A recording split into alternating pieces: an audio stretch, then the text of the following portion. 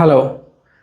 പല ചെറിയ ബിസിനസ്സുകളും റൺ ചെയ്യുന്ന ബിസിനസ് ഓണേഴ്സിൻ്റെ പോക്കറ്റ് ചോർന്നുകൊണ്ടിരിക്കുന്നത് അവർ അറിയണില്ല.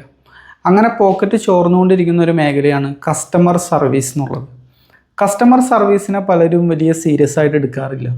കസ്റ്റമർ സർവീസിനെ നിങ്ങൾ സീരിയസ് ആയിട്ട് എടുത്തില്ലെങ്കിൽ നിങ്ങളുടെ ബിസിനസ്സിലേക്ക് വരേണ്ട ലാഭം, വളരെ എളുപ്പത്തിൽ വരേണ്ട ലാഭം വരാതെയാകും. പലരും വരുത്തുന്ന ഒരു അബദ്ധം എന്താണെന്ന് വെച്ച് കഴിഞ്ഞാൽ, കസ്റ്റമർ സർവീസിൽ വളരെ കുറഞ്ഞ സാലറിയിൽ ആരെങ്കിലും കിട്ടുമെങ്കിൽ അവരെ എടുത്തിട്ട് പ്രത്യേകിച്ച് കമ്മീഷനോ കാര്യങ്ങളോ ബേസോ ഒന്നുമില്ല, കുറഞ്ഞ സാലറിയിൽ ആരെങ്കിലും കിട്ടുമെന്ന് നോക്കിയിട്ട് അവിടെ ഇരുത്തും. ഇങ്ങനെ വരുമ്പോൾ ഉള്ള പ്രശ്നം എന്താണെന്ന് വെച്ച് കഴിഞ്ഞാൽ, ആ സ്റ്റാഫ് ഒരിക്കലും മോട്ടിവേറ്റഡ് ആയിരിക്കില്ല. കാരണം അവർക്കൊന്ന് വളരെ കുറച്ച് സാലറിയാണ് കിട്ടുന്നത്. പിന്നെ നിങ്ങൾ വലിയ കാര്യമായിട്ട് ആ ഏരിയയിലേക്ക് നോക്കണില്ല. ഇത് ഏറ്റവും കൂടുതൽ ബാധിക്കാൻ പോണത് റിപ്പീറ്റ് ഓർഡറുകൾ പ്രതീക്ഷിച്ച് ബിസിനസ് ചെയ്യുന്ന ബിസിനസ്സുകളെയാണ്. ചിലപ്പോൾ സർവീസ് ബേസ്ഡ് ആയിരിക്കാം, കൺസ്യൂമബിൾ പ്രൊഡക്റ്റ് ആയിരിക്കാം.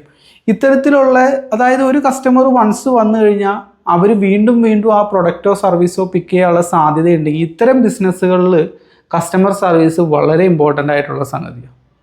ഇതിൽ മാത്രമല്ല മറ്റു ബിസിനസ്സുകളിലും ഇമ്പോർട്ടൻസ് ഉണ്ട്. പക്ഷേ ഇത്തരം റിപ്പീറ്റ് ഓർഡറുകളെ പ്രതീക്ഷിച്ചിട്ടുള്ള ബിസിനസ്സുകളിൽ കുറച്ചും കൂടി അധികം ഇമ്പോർട്ടൻസ് ഉണ്ട്. കാരണം നിങ്ങൾ പോലും അറിയാതെ നിങ്ങളുടെ പോക്കറ്റ് ചോരും.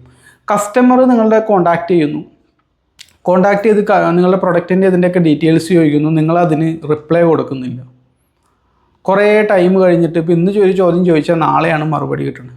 കാരണം മറ്റേതെങ്കിലും മേഖലയിലൊക്കെ വർക്ക് ചെയ്യുന്നവരെ പിടിച്ച് ഈ കസ്റ്റമർ സർവീസിലേക്ക് ഇടും, അല്ലെങ്കിൽ വളരെ തുച്ഛമായിട്ടുള്ള സാലറിയിൽ ഹയർ ചെയ്യും. എന്നിട്ട് അവർക്ക് മറ്റു പല പണികളൊക്കെ കൊടുക്കും. അപ്പോൾ അതും ഇതും ഹാൻഡിൽ ചെയ്യാൻ പറ്റാതെ ഇപ്പോൾ ഇവിടെ സംഭവിക്കുന്നത് എന്താണെന്ന് വെച്ച് കഴിഞ്ഞാൽ, ബാഡ് എക്സ്പീരിയൻസ് ആണ് കസ്റ്റമേഴ്സിന് ഉണ്ടാവുന്നത്. ഒരു തവണ നിങ്ങളുടെ അടുത്തുനിന്ന് വാങ്ങിക്കും, രണ്ടാമത് നിങ്ങൾ ആ സെയിൽ പ്രതീക്ഷിക്കേ വേണ്ട. എപ്പോഴൊക്കെ നിങ്ങളുടെ കസ്റ്റമേഴ്സ്, അതായത് റിപ്പീറ്റ് ഓർഡറുകൾ പ്രതീക്ഷിച്ചിട്ടുള്ള അത്തരത്തിലുള്ള ബിസിനസ്സുകളാണ് നിങ്ങൾ റൺ ചെയ്യണമെങ്കിൽ പ്രത്യേകം ശ്രദ്ധിക്കുക. നല്ല വെൽ പെയ്ഡ് ആയിട്ടുള്ള സ്റ്റാഫുകളെയാണ് ആ മേഖലയിൽ ഇരുത്തേണ്ടത്. അവർക്ക് പ്രത്യേക ട്രെയിനിങ് കൊടുക്കണം. ഇനി അത് സെയിൽസിലാണെങ്കിൽ തന്നെ, ഇപ്പോൾ ഓൺലൈൻ സെയിൽസിലാണെങ്കിൽ തന്നെ അവർക്ക് പ്രത്യേകമായിട്ട് സാലറി കുറഞ്ഞാലും പ്രത്യേകമായിട്ട് കമ്മീഷൻ അവർക്ക് നിങ്ങൾ കൊടുക്കണം. അതായത് ഓരോ സെയിലിനും കമ്മീഷൻ എന്നുള്ള രീതിയിൽ ഒരു ഇൻസെൻറ്റീവ് പ്ലാൻ നിങ്ങൾ ക്രിയേറ്റ് ചെയ്യണം. എന്നാലാണ് അവർ മോട്ടിവേറ്റഡ് ആവുള്ളൂ.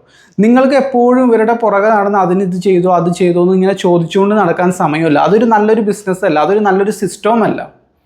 അത് അവർ തന്നെ സ്വന്തമായിട്ട് മനസ്സിലാക്കി ചെയ്യണം. അങ്ങനെ ചെയ്യണമെങ്കിൽ ഞാനിതൊക്കെ കൂടുതൽ ആത്മാർത്ഥതയോടുകൂടി ചെയ്തു കഴിഞ്ഞാൽ എനിക്ക് എന്തെങ്കിലും ഒരു ഇൻസെൻറ്റീവ് കിട്ടും, ഒരു പ്രത്യേക പ്രതിഫലം അതിനുണ്ട്. ആ പ്രത്യേക ആക്ഷൻ ഒരു പ്രത്യേക പ്രതിഫലം ഉണ്ടെന്ന് ഇവരുടെ മനസ്സിൽ തോന്നണം. അതിന് നിങ്ങൾക്ക് പ്രത്യേകമായിട്ടുള്ള ഇൻസെൻറ്റീവ് പ്ലാൻ വേണം. അല്ലെങ്കിൽ കസ്റ്റമേഴ്സിന് ബാഡ് ട്രീറ്റ്മെൻ്റ് ആയിരിക്കും കിട്ടുക. ഇത് നിങ്ങൾ പ്രത്യേകമായിട്ട് ശ്രദ്ധിക്കുക. റിപ്പീറ്റ് ഓർഡറുകൾ പ്രതീക്ഷിച്ചിട്ടുള്ള ബിസിനസ്സുകൾ ഒരുപാട് പേര് വരുത്തുന്ന ഒരു മിസ്റ്റേക്കാണ്. കസ്റ്റമർ ഒരു ചോദ്യം ചോദിക്കുന്നു, അതിന് നാളെയാണ് റിപ്ലൈ കിട്ടുന്നത്. കസ്റ്റമർ പേയ്മെൻറ്റ് തന്നു, നിങ്ങളുടെ അടുത്ത് നിന്ന് പ്രൊഡക്റ്റ് ഓർഡർ ചെയ്തു, ഒരു അപ്ഡേഷനും കസ്റ്റമേഴ്സിന് ചെല്ലണില്ല. എന്നിട്ട് കസ്റ്റമർ വീണ്ടും കോൺടാക്ട് ചെയ്യും, എൻ്റെ പ്രൊഡക്റ്റ് ഷിപ്പ് ചെയ്തോ, കൊറിയർ അയച്ചോ, ഞാൻ അഡ്രസ്സ് അയച്ചു തന്നേർന്നു, ഈ സാധനം കയറ്റി വിട്ടോ നിങ്ങൾ. അത് കസ്റ്റമർ ചോദിച്ചു കഴിഞ്ഞാൽ ഓക്കെ കയറ്റി, നാളെ കൊറിയർ അയക്കാം, അല്ലെങ്കിൽ അയച്ചിട്ടുണ്ട്. അതായത് കസ്റ്റമറായിട്ട് ഇനീഷ്യേറ്റീവ് എടുക്കരുത്. നമ്മളായിട്ട് തന്നെ അപ്ഡേറ്റ്സ് കസ്റ്റമേഴ്സിന് കൊടുക്കുക എന്നുള്ളതാണ്.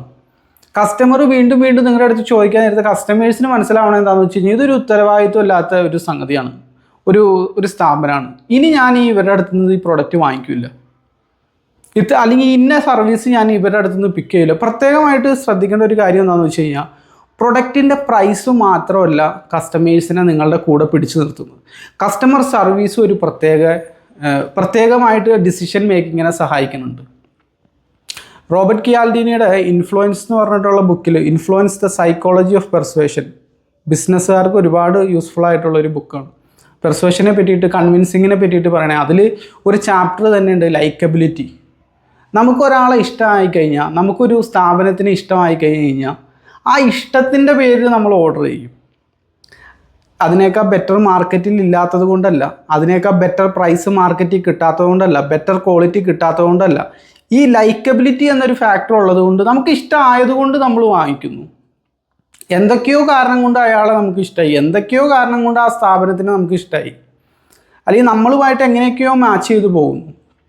കൃത്യമായിട്ട് അപ്ഡേറ്റ്സ് കൊടുക്കുന്നു, കൃത്യമായിട്ട് കസ്റ്റമറുടെ ചോദ്യത്തിന് മറുപടി നൽകുന്നു. എന്ത് പ്രോബ്ലം വന്നാലും പ്രോബ്ലം റിപ്പീറ്റഡ് ആയിട്ട് വരൽ തന്നെ ഒരു മോശം കാര്യമാണ്. ഇനി ഇവൻ വന്നാൽ തന്നെ നമ്മൾ അത് പെട്ടെന്ന് സോൾവ് ചെയ്യുന്നു.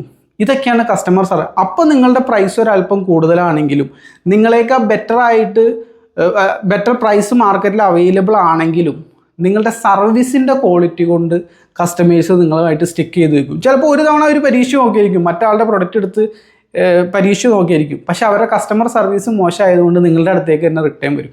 ഇതാണ് കസ്റ്റമർ സർവീസ് നല്ല രീതിയിൽ കൊടുത്താലുള്ള ഗുണം. എസ്പെഷ്യലി റിപ്പീറ്റ് ഓർഡറുകളെ ബേസ് ചെയ്ത് ബിസിനസ് ചെയ്യുന്നവർ.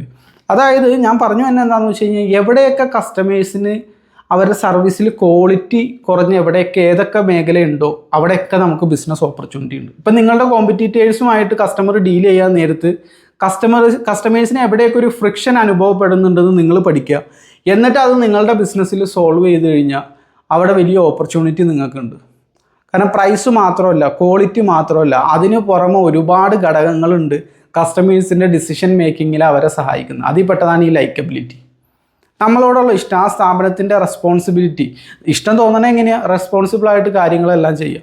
ചില സ്മോൾ ബിസിനസ് റൺ ചെയ്യുന്നവർ വളരെ മോശമായിട്ടാണ്, പ്രത്യേകിച്ച് ഓൺലൈനിലൊക്കെ ചെയ്യുന്നവർ. ഇപ്പം ഞാൻ തന്നെ പേഴ്സണലായിട്ട് പലവരെയും കോൺടാക്റ്റ് ചെയ്യാൻ നേരത്ത് പല പ്രൊഡക്റ്റുകൾ വാങ്ങിച്ചിട്ടുണ്ട് ഓൺലൈൻ വഴി. ചെറിയ ചെറിയ ബിസിനസ്സുകളെ സപ്പോർട്ട് ചെയ്യാമെന്ന് കരുതി നമ്മൾ വലിയ വലിയ പ്ലാറ്റ്ഫോമുകളൊക്കെ ഒഴിവാക്കി ചെറിയ ചെറിയ, പക്ഷേ ഇവരുടെയൊക്കെ പ്രശ്നം എന്താണെന്ന് വെച്ച് കഴിഞ്ഞാൽ കസ്റ്റമേഴ്സിനെ എങ്ങനെ ഡീൽ ചെയ്യണമെന്ന് ഇവർക്കറിയില്ല. ആ ഒരു പ്രൊഡക്റ്റ് എങ്ങനെ ഉണ്ടാക്കാം എന്നുള്ളത് അറിയാം, പക്ഷേ കസ്റ്റമർ എങ്ങനെ ഡീൽ ചെയ്യണം, കസ്റ്റമർ ചോദ്യം ചോദിച്ചു കഴിഞ്ഞാൽ അതിനെപ്പോഴാണ് മറുപടി കൊടുക്കണ്ടേ, കൊറിയർ അയച്ചു കഴിഞ്ഞ് കഴിഞ്ഞാൽ കൊറിയർ അയച്ചിട്ടുണ്ടെന്നുള്ള അപ്ഡേഷൻ കൊടുക്കണം, അതിൻ്റെ ട്രാക്കിംഗ് ഡീറ്റെയിൽസ് കൊടുക്കണം, അറ്റ്ലീസ്റ്റ് ഇത്ര ദിവസത്തിനുള്ളിൽ വരുമെന്നെങ്കിലും പറയണം. ഇതൊന്നുമില്ല. അപ്പോൾ അങ്ങനെ ചെയ്യുമ്പോഴുള്ള പ്രശ്നം എന്താണെന്ന് വെച്ച് കഴിഞ്ഞാൽ, ഒറ്റ തവണ ആൾ വാങ്ങിക്കും, അടുത്ത തവണ പോലും നിങ്ങൾക്ക് കസ്റ്റമറെ കിട്ടില്ല, വേറൊരാൾക്ക് നിങ്ങളെ റെക്കമെൻഡ് ചെയ്യില്ല. അപ്പോൾ ചെറിയ ബിസിനസ്സുകൾ എപ്പോഴും ശ്രദ്ധിക്കുക. കസ്റ്റമർ സർവീസ് എന്ന് പറഞ്ഞു കഴിഞ്ഞാൽ വളരെ ഇമ്പോർട്ടൻസ് ഉള്ളതാണ്. ഒരു തവണ വാങ്ങിച്ച് അങ്ങനെ അങ്ങോട്ട് പോട്ടെ. നമ്മൾ ഓരോ തവണയും ഒരു കാര്യം ശ്രദ്ധിക്കുക, പുതിയൊരു കസ്റ്റമറെ കണ്ടെത്തി കൺവിൻസ് ചെയ്ത് നമ്മളുടെ പ്രൊഡക്റ്റ് വിൽക്കുന്നതിൽ എളുപ്പമാണ് എക്സിസ്റ്റിംഗ് കസ്റ്റമേഴ്സിന് വിൽക്കാനായിട്ട്. കാരണം എക്സിസ്റ്റിംഗ് കസ്റ്റമേഴ്സിൻ്റെ പ്രത്യേകത എന്താണെന്ന് വെച്ച് കഴിഞ്ഞാൽ അവിടെ ഓൾറെഡി ട്രസ്റ്റ് ബിൽഡായി കഴിഞ്ഞു. ഇനി ഒരുപാട് ഹാർഡ് സെല്ലിങ് നടത്തണ്ട, ഒരുപാട് കൺവിൻസിങ് ചെയ്യാൻ നോക്കണ്ട. അവർക്കറിയാം നിങ്ങളുടെ സ്ഥാപനം എന്താണ്. കഴിഞ്ഞ തവണ ഓർഡർ ചെയ്തപ്പോൾ പെട്ടെന്ന് തന്നെ കൊറിയറൊക്കെ അയച്ച് നിങ്ങൾ സാധനം പ്രൊഡക്റ്റ് കയ്യിൽ കിട്ടി, പെട്ടെന്ന് കിട്ടി.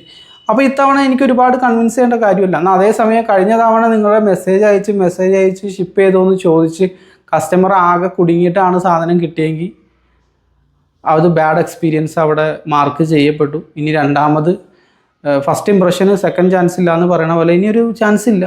99% ഇനി അവർ റിട്ടേൺ വരാനുള്ള സാധ്യത വളരെ കുറവായി. അപ്പോൾ ഇനിയിപ്പോൾ അവിടെ എന്താ സംഭവിച്ചത്? ഇനി നിങ്ങൾ ആ ഗ്യാപ്പ് ഫില്ല് ചെയ്യാനായിട്ട് പുതിയ കസ്റ്റമറെ കണ്ടെത്തണം.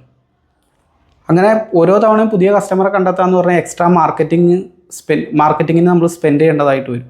ഇതിലേക്ക് ഇറങ്ങിയാലാണ് നിങ്ങൾക്കിത് കൃത്യമായിട്ട് മനസ്സിലാവുള്ളൂ. അപ്പോൾ കസ്റ്റമർ സർവീസ് കൃത്യമായിട്ട് ചെയ്യാൻ നോക്കുക. കോമ്പറ്റീറ്റേഴ്സ് മറ്റുള്ളവർ എവിടെയൊക്കെയാണോ കസ്റ്റമർ സർവീസിൽ അലംഭാവം കാണിക്കുന്നത് അതേതാണെന്ന് പഠിച്ചിട്ട് നിങ്ങളത് ഫിക്സ് ചെയ്യാൻ നോക്കുക. കാരണം കസ്റ്റമേഴ്സ് ഏതൊക്കെ മേഖലയിൽ ബുദ്ധിമുട്ട് അനുഭവിക്കുന്നുണ്ടോ അതൊക്കെ നമുക്കൊരു ബിസിനസ് ഓപ്പർച്യൂണിറ്റിയാണ്. ഇതുപോലുള്ള ബിസിനസ് വിശേഷങ്ങളുമായിട്ട് നമുക്ക് വീണ്ടും കാണാം. Thank you for watching.